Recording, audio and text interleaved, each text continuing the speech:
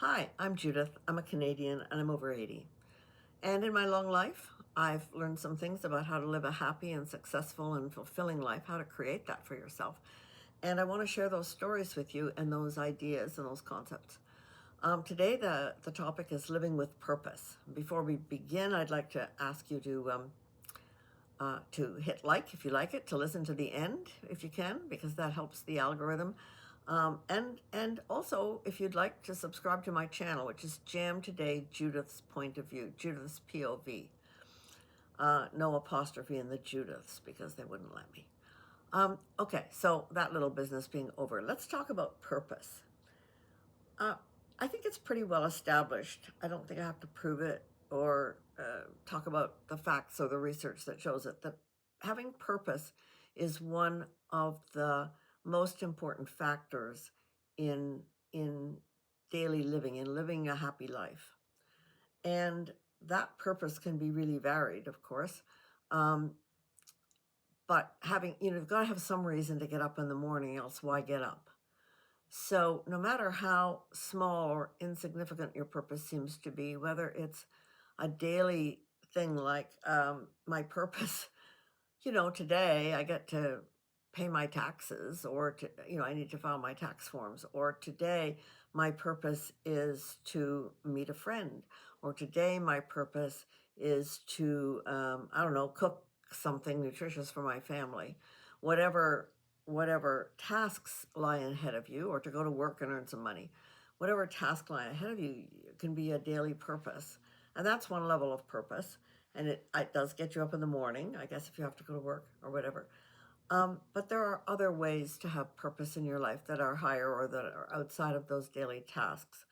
You can have a purpose to reach a specific goal, to fulfill a specific project, to achieve a specific something. Your goal, your purpose might be to earn a certain amount of money. I'm not saying that's the purpose, the kind of purpose that will lead you to the biggest happiness, but it is a purpose. Your purpose may be to run a 5K, to get in shape, and you are going to inspire yourself to do that by proving that you're in shape by running a 5K. This is an ambition or a goal that I have never had, by the way. You may have, but I did have an ambition to walk 115 kilometers on the Camino de Santiago, and I did that. So you can have other kinds of purposes. You can have a purpose that is spiritual, that is high, about living for God's glory, whatever your faith is or whatever your ideas are. You can have a purpose that's a legacy kind of purpose that says, I want to leave the world a better place. I want to raise my children such that they will, have a better world, and they will be fully functioning, independent adults who can create happy and successful and fulfilling lives for themselves. There are many levels. So purpose can be a purpose for the day, or a purpose just for a project, or they can be a purpose. Oh, my very first video was about intentions for the year. That I said intentions, 4 intentions, usually 3, but this year I have 4 intentions of things I would like to accomplish this year. In a sense, they're projects or let me see, or processes that I want to incorporate into my life. Or you can think about it in a much higher level as what is your life purpose? What are you here on earth to do?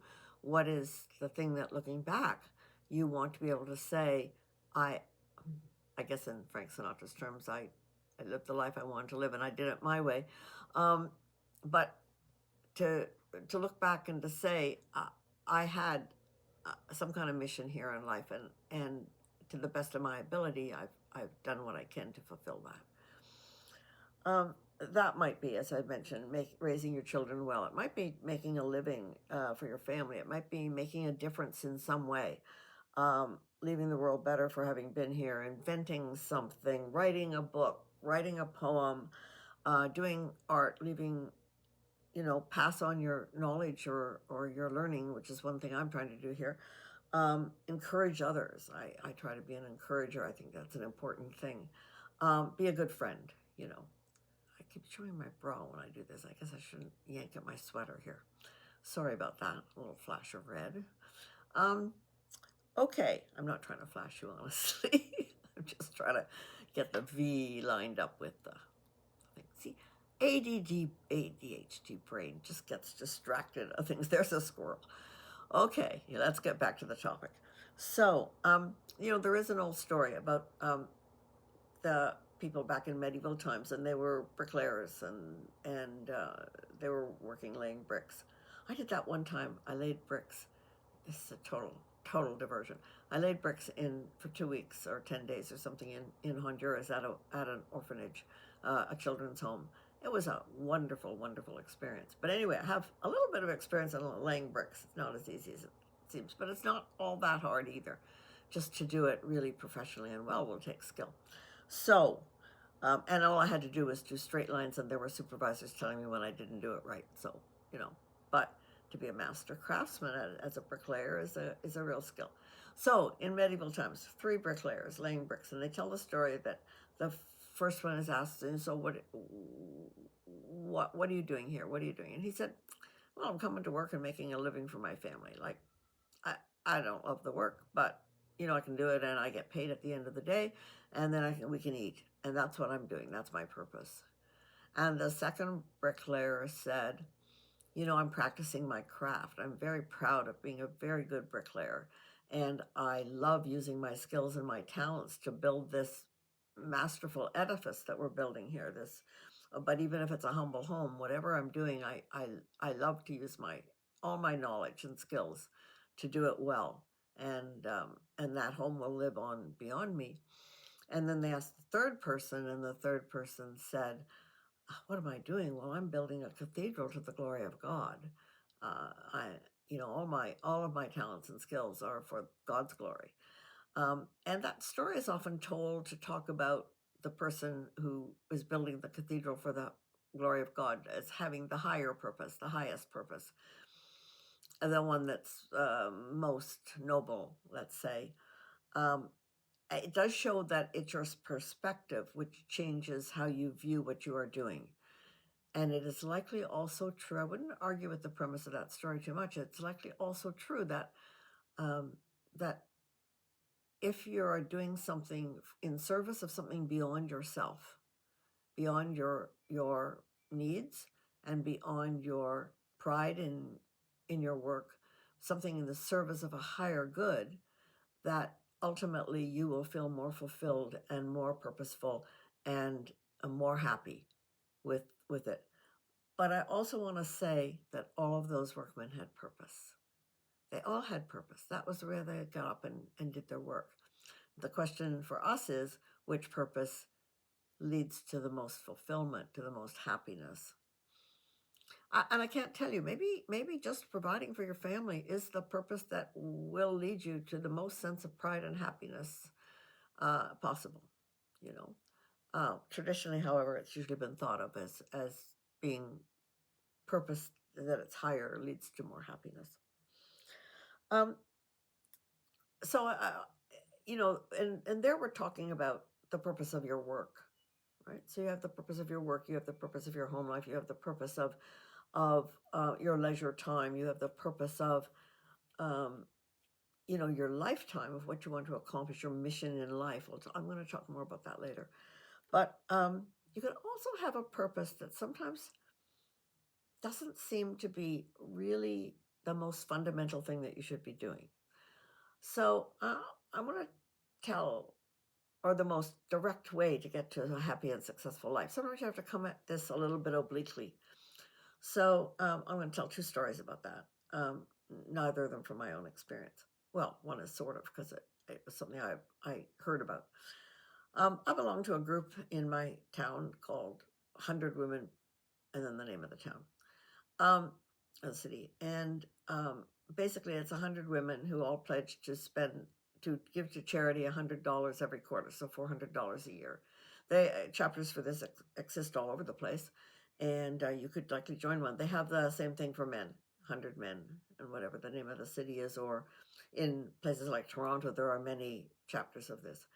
And they meet quarterly and decide and choose one of 3 charities that are not local charities that are nominated, and they have to be local charities.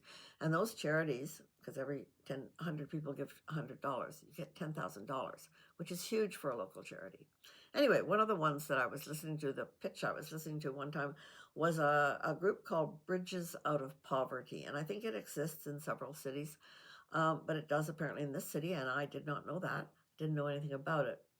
And the woman who talked about, I'm not going to go into all the things they did. You can look it up, and all the things that they do. But basically, what appears to me, and I don't know much more than I learned from this presentation, is that they take people who are what they call under-resourced. That is, people who do not have adequate financial help, housing, whatever, and they um, give them a peer group, a mentoring group of, I don't know, 5 or 10 people who are adequately or well-resourced, not to give them a handout, but to help them, and they all learn together about the systemic parts of poverty, but to help them imagine better futures for themselves and to help them see actions that they can take to actually create a better future. So it's a very hands-on. I'm trying to tell you how to create a happy and successful and fulfilling life. This is really working with one person at a time to do that. And I think they'll have several groups going at a time depending on the capability of each group. Okay, so I listened to this woman who talked about, and she was an under-resourced person, and I don't know if she was homeless, but she certainly wasn't in good financial situation. I don't remember her background. I think maybe she had been brought up in some poverty, and she just didn't know what to do, and she was young. She was in her 20s, and she got involved with this group, and one of the first goals she set was to run a 5K. Now, that would seem to have very little to do with fixing your finances and getting out of poverty, right? It would seem to have very little to do with it. But it was an oblique way for her to come at having a purpose to begin with, knowing how to get up every day and work toward a purpose. It had a fairly short term, it would pay off in a fairly short term, a matter of months, I think. So she didn't have to hold that purpose for too long before she could see it fulfilled. And it taught her how to have the discipline to every day go and train, or whatever her training schedule was, to train for that 5K. And then it gave her the sense of accomplishment when she actually achieved it. And so for almost the first time in her life, likely, she had been able to set a goal and to reach it and to achieve it. And from that, she was able to set other goals about work, about career, about finding, and by the time, I don't know, finding a home. By the time that she talked to us, she was employed. She had a budget. She knew how to manage her budget. She had a home, she was renting an apartment. She was building a life and a career, and that's a miraculous thing. That's, I hope for everyone, that anyone who's in dire straits, that they can do that. But it didn't start with setting an overall, this is my mission in life, or this is my great goal in life. It started with just picking one small thing she could achieve. And I've got one more story for you, and this is one I read about, and that is that the author of Atomic Habits, whom I've mentioned before, I think his name is James Clear. Just pull my phone out from James Clear, Clear. Just disconnected my phone while I did that. Doesn't matter. Atomic Habits, and he talks about how he was a high school sophomore, I think, and he got a really bad injury playing baseball. A teammate's bat went into his head, basically, and really did in his head.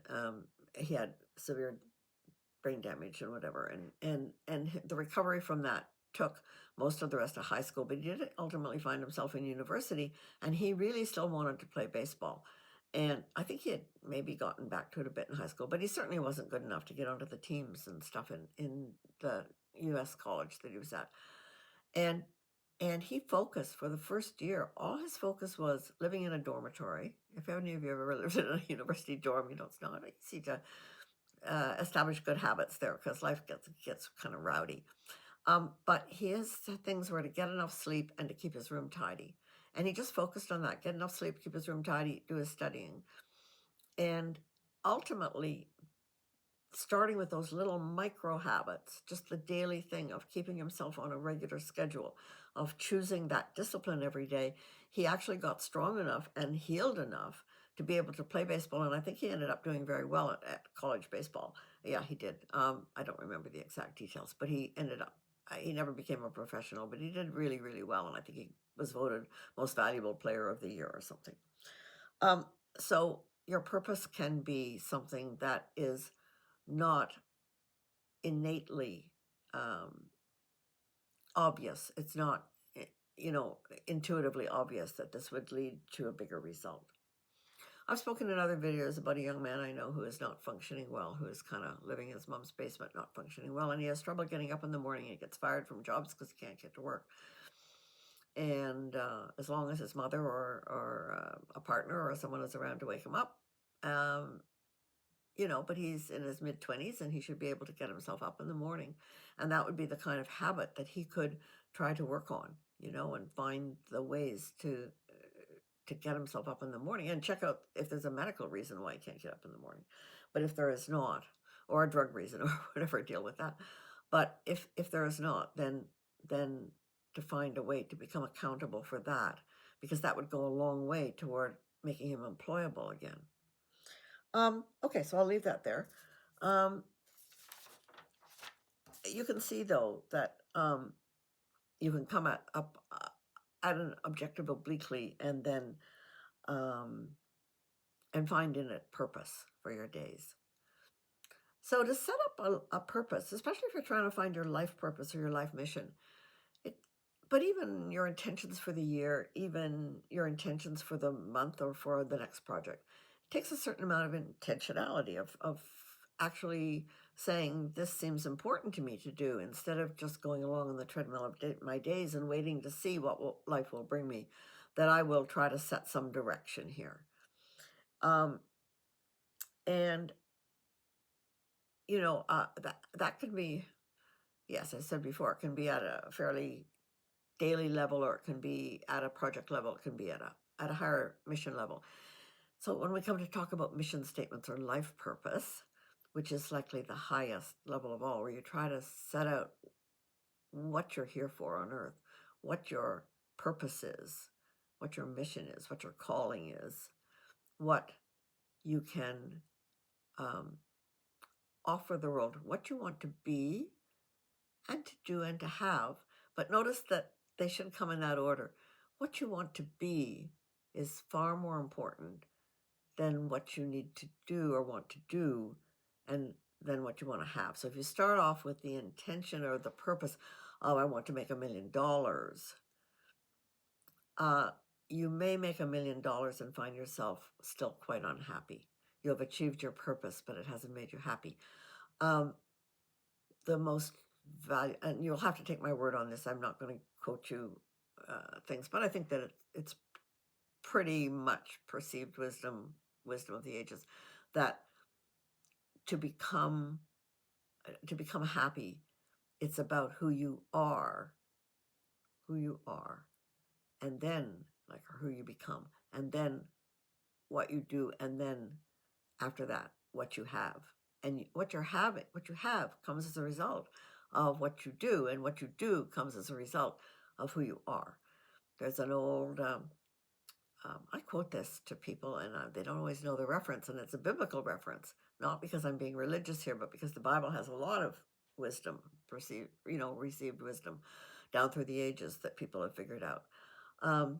And Jesus said, and I don't know what chapter and verse, but Jesus said, was talking about fig trees and trees that grow. And he said, by your fruit shall ye know them. And the parable of that was that if you look at what somebody does and what they have, what they've manifested in their life, what they've taken from ideas into creating, what they've created, if it's good fruit, you can tell. And if it's bad fruit, or no fruit, you can tell that too. And I think of that. So having a life purpose or a life mission is a way to throughout your life produce good fruit, to set yourself on a path, and you may not achieve it perfectly. So your mission in life, this is getting long, so I'm going to get to the end pretty soon here. Your mission in life is can be very short. I have a friend the other day who said to me, and she's in her, I think she turns 80 this year, um, and she said to me, "Yeah, I think now my mission in life now is to help others." I was talking to her about the amount of help she gives to our friends, to other friends, driving them around, doing places, doing volunteer work at a senior center, just the amount of helping that she does in life. Um, she acted as the executor for one of our friends who died, who appointed her executor without asking her, but she did it, and it was a messy, complicated business. It's 3 years later, and I'm not sure it's quite done yet. And she said, "This is my calling now. This is my mission, is to be of service." And um, so she knows what her mission is, and she gets great happiness and satisfaction and joy from fulfilling her mission. So it can be as simple as one sentence. I, on the other hand, never do anything simply because I got an ADHD brain, because I forget things, and because I'm a person of words. So I have a very long mission statement, a very long statement of purpose for my life, of the things that I want to be and do and have, in a sense. Um, and I'm going to deal with that in part 2 of this video. I'm not going to do it in this video. So if you want to know mine, and mine is written out, and I'm going to talk about why I chose some of the words I did and so on, and I'll also share it in the video in the comments so that you can copy it and you can use it as yours, or use it as a springboard for writing yours if you'd like to. But I would just encourage you, meanwhile, to think about why you're here, what you want to be, what you want to do, what you want to have, what you want to be, most of all, in this world, and how you can be of value. It's really, honestly, better to have a mission that helps you to serve others, to provide value to what you can be or do and have in the service of others or for the world, than or for the future, or for the service of God, for any higher purpose, future generations, the earth. You choose the higher purpose, but those values, those having a purpose of that kind, will lead you to being much happier. It also sets some expectations that then you have to learn to live up with, and then you build. You build by little habits, by little daily habits, by keeping things in order, by all the other kinds of practical things, using lists, getting up every day and setting your list of things to do, and making sure that the things you're trying to accomplish in your mission are on that. And all of my talks they all interconnect that way, ultimately, into a whole system of ways, and envisioning what you can become, and affirming what you can become, and being grateful for everything that happens to you. All of these things work together to help you create a happy and successful and fulfilling life, and that is what I wish for you. So again, please like, subscribe, comment. I'd love to get comments. I haven't had any comments yet. I have very few views. This is going out into the universe, though, and I can only think that it'll be what it'll be. I'm not, as I've said before, I'm not trying to monetize this. It's a gift of love from me to you and to the world. And so take what you like and leave the rest, and I'll see you on the next video.